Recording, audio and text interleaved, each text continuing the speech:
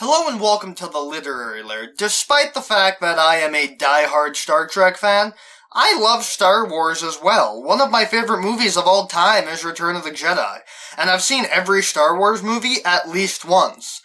Except for Rogue One, I still haven't seen it yet, but it looks good. Since it's Star Wars Day in a few weeks, and the Episode 8 trailer just dropped over this past weekend, there's no better time to talk about Star Wars. And Star Wars is no stranger to books. There are a crap ton of Star Wars books that, thanks to Disney, are no longer canon. Check out Nash's video on it for more information. Anyway, even though they aren't canon anymore, the expanded universe is still fun to talk about and gives us a wealth of Star Wars material to look at, like the Thrawn trilogy. But every universe has to start somewhere, and the Star Wars Expanded Universe started with this book right here, Splinter of the Mind's Eye by Alan Dean Foster. And if that name sounds familiar, it should, since he's a prolific sci-fi fantasy author in his own right, but he's also known for doing novelizations of various franchises, like Alien Nation, Transformers, The Last Starfighter, Star Wars, and even Star Trek, even though he's only done the 2 Abrams movies. This book even has an intro from George Lucas, who states that Star Wars was meant to be 3 trilogies from the beginning, and the intro was written around the time that Lucas wrote the prequels, which is funny, considering that we're only just now in the midst of the 3rd and hopefully not final trilogy. This book is interesting for a very specific reason. Not only did it kickstart the expanded universe, it being the first non-novelization Star Wars novel, but it was actually meant to be a low-budget sequel to Star Wars if A New Hope didn't become the box office juggernaut that it did. That means that there's also a lot of weird and stupid to counterbalance the awesomeness that it has. Just like the special editions. I kid, though the book has a lot of stuff that doesn't quite match up with the canon of either the movies or the EU. But that's forgiven because at the time it was written, Star Wars wasn't the giant force, pun definitely intended, that it would become in a few short years. So it doesn't have Han or Chewie, since at the time Harrison Ford wasn't signed on for sequels. And it has its fair share of squicky incest, since no one knew that Luke and Leia were siblings yet. Anyway, I'm rambling. So, let's go to the galaxy far, far away and see how Luke and Leia fare when they crash land on a planet controlled by the Empire that houses a very special crystal that enhances the holder's use of the Force.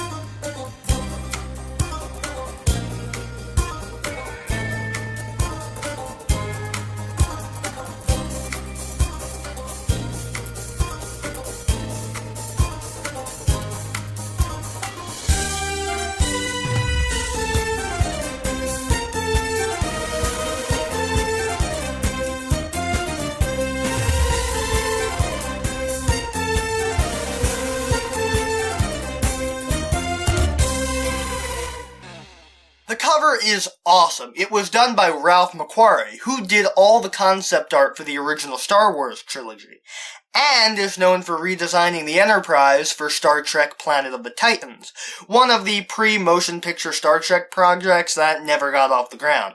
And personally, I don't hate his redesign, it's just not right for the Enterprise. It does seem that the people behind Star Trek Discovery took a few design hints from his design, though. The cover is brilliant. It's simple, but brilliant. It's Luke and Leia on the ground looking up at Darth Vader on the swamp-like proto-Dagobah planet Mimban, where all the action in the book takes place, with a red glowing ball floating in front of them. Probably to tell them to take the train to the Mystic Ruins. My edition is super busy with all the branding and such, but the original isn't. I love this cover, and actually really want it as a poster. Anyway, let's get to the story. So I'm just going to assume that you know about Star Wars and at least know how A New Hope ended. The Death Star has been destroyed, Luke is a rebel pilot with R2 and his X-Wing beside him, Han and Chewie went off somewhere, probably home for Life Day or something, and the Empire is reeling from the loss of their valuable battle station. Luke and Leia, plus the droids, are en route to Sarkarparis 4 for a secret Rebel Alliance meeting to try to get the people of that world to join the cause. Leia's ship has problems and she goes down over Mimban, a swamp-like world that seems to have no intelligent life or repair stations. Luke follows her down and they meet up again, finding a small mining town run by the Imperials. They steal some mining clothes to blend in and go to a bar to get the lay of the land and see about getting off the rock in time to make the Alliance meeting. At the bar, an Imperial agent comes up to them, noticing that they've never been there before, but Luke tells them that they're new and that Leia is his servant girl. After he leaves, they're approached by Hala, an old woman who appears to be Force-sensitive, who shows them a sliver of what is known as a caliber crystal, which enhances the user's Force powers. The rest of it is somewhere on Mimban, and she asks Luke and Leia for help, and after Luke feels a jolt from the Force, he agrees. They take the sliver from Hala and agree to meet outside to start their journey, but Luke and Leia get into a fight in the mud over the servant girl thing. Because no one but George Lucas knew that they were siblings yet, so stuff like this wasn't squicky yet. That draws the attention of the other miners, who attempt to deliver their own brand of justice, but that's quickly broken up by the Imperials. They're all arrested, and Luke and Leia are forced to hand over the sliver and Luke's lightsaber to the captain supervisor of the colony, Grammel, who recognizes that the sliver is important and calls in someone higher than him to investigate it, the region's governor, Asada. Personally, I say good riddance to Anakin's saber, since it looks cool, but trouble follows it wherever it goes. They're thrown into a cell with two Yuzum, that are basically Wookiees if they were crossbred with Ewoks. They're very hostile, but thankfully Luke knows about them from reading about them in books while growing up on Tatooine.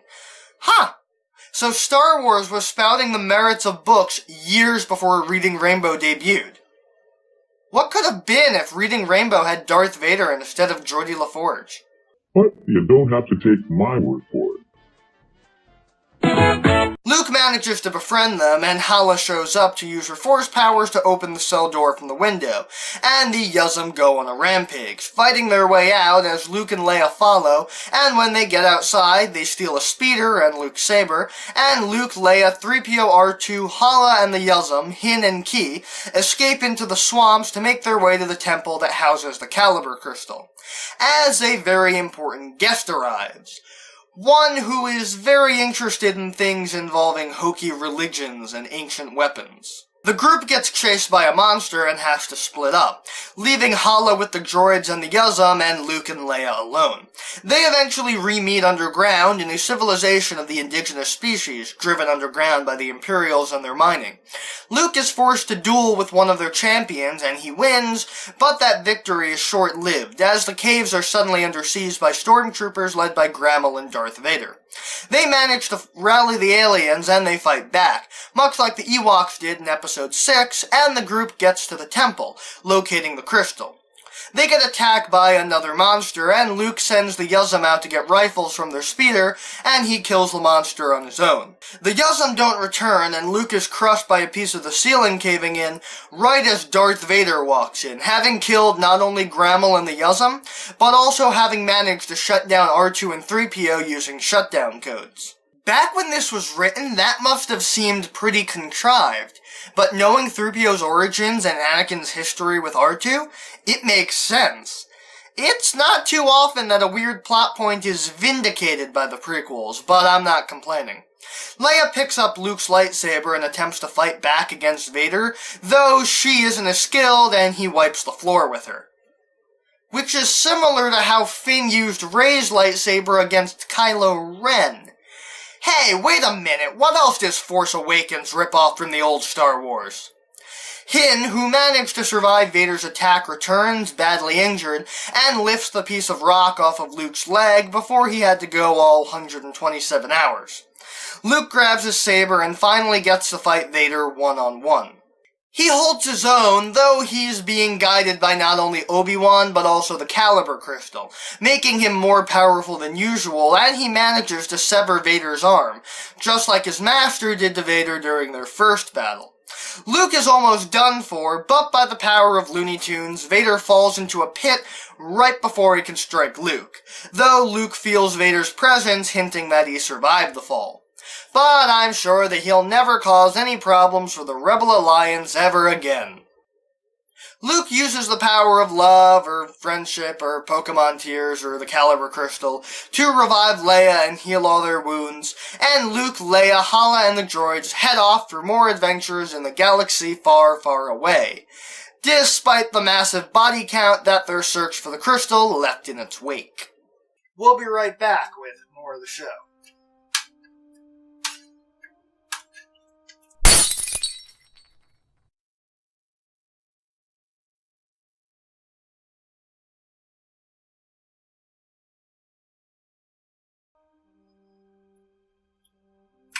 And we're back. You owe me a new pair of goggles, you nerf herder. I said I was sorry. Well, for the most part, the established characters are in character. I mean, Luke, Leia, R2, 3PO, and Vader act basically how you'd expect. I mean, Leia acts a little stupid at some points, antagonizing her captors when they're arrested, but she did the same thing to Tarkin in Episode 4, so that's actually accurate. Luke is a lot less whiny in this, and most of his actions are derived by his love for Leia, and I remind you that no one except George Lucas knew about them being siblings yet.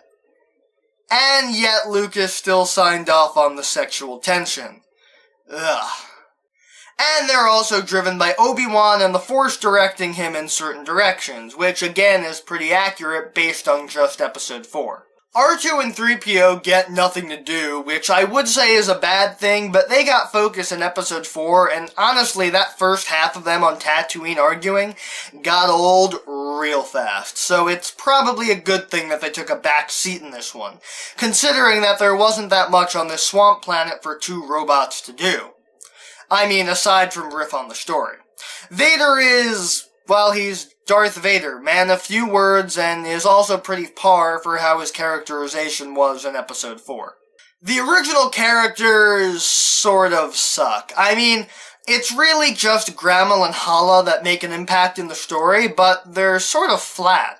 I mean, Hala is just every strange old woman from a fantasy story, and honestly, I imagined her as that weird old lady from the original Legend of Zelda who makes the potions.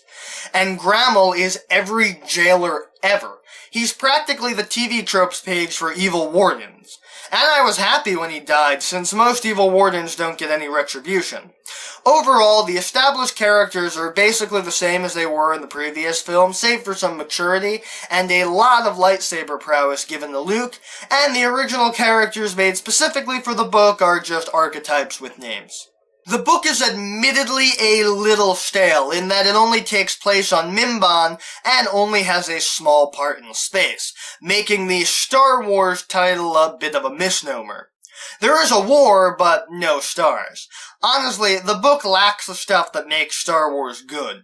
There aren't as many fights, we get no space battles, one mud fight, an admittedly awesome prison break, some gladiatorial arena combat, and a natives versus Imperials fight before we finally get the big fight between Luke and Vader. And honestly, the only ones I cared about were the prison break and the Luke-Vader fight. Though, apparently the lack of space battles was at the request of Lucas, because if this did become Star Wars 2, that would have cost too much to film. Still, as a book, it lacks a certain element that the rest of the Star Wars universe has. The book isn't boring by any stretch of the imagination, but it has a lot of rehashing. There's several random monster fights that make this feel less like Star Wars and more like an episode of Power Rangers. And the book has a lot of talking and not a lot of doing. A lot of key scenes in the book are just conversations. Again, as a cost-saving measure. But that hurts the book, and they really shouldn't try to write a book around a potential movie, since they're designed for two very different audiences. Overall, the action is okay for a standard sci-fi fantasy story, but in a Star Wars book, it's not that impressive. The book is actually really good. I mean, all criticisms aside, it's an above-average Star Wars story, and way better than 2/3 of the prequel trilogy. The characters are there, the items are there, the aliens, the locales, they're all there. It's a Star Wars book, and it's a really good one. I mean, the premise isn't flawed, and it's pretty enjoyable.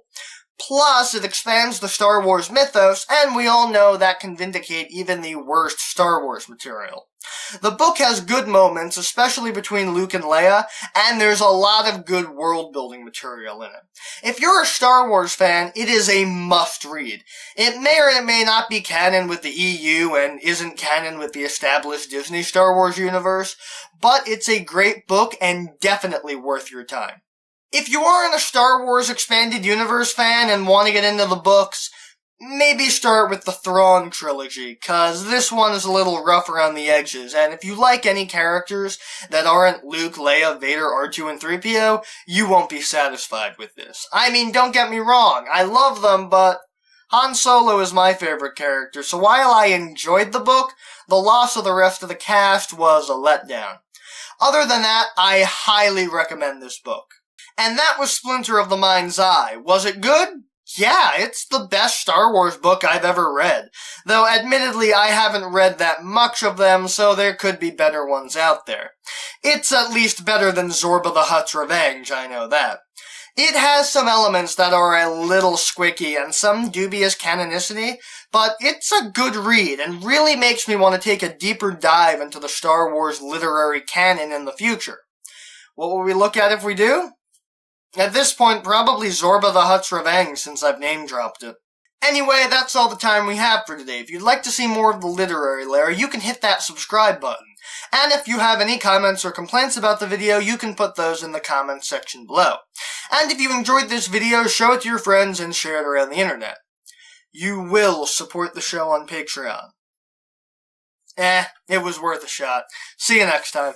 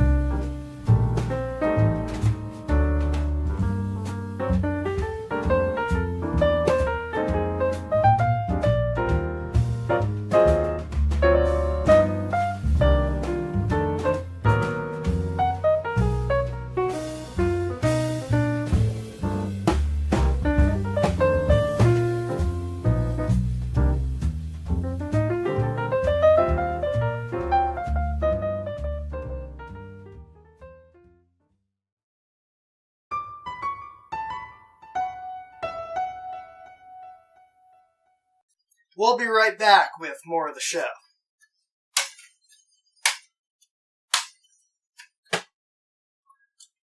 Oh, that was actually a good shot, but I looked. I can't look before I shoot.